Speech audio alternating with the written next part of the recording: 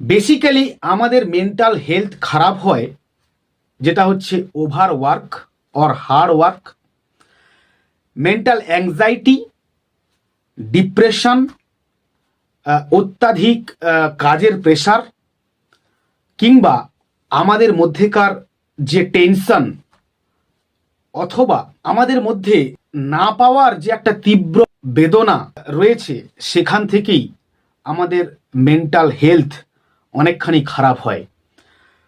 এই mental health খারাপ হওয়ার আরও একটা কারণ যদি আমি বলতে চাই, তো সেটা হচ্ছে ঘুম কম হওয়া কিংবা ঘুম ভালো না হওয়া।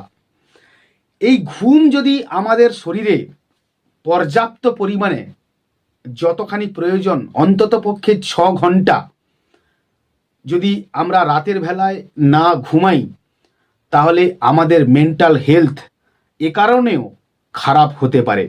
হ্যালো ফ্রেন্ডস, আইডিয়ালগসের আরও একটা নতুন ক্লাসে স্বাগত জানাই। আজকে সমাধান খুঁজতে চলেছি আমরা কিভাবে আমাদের মেন্টাল হেলথকে ভালো রাখতে পারি।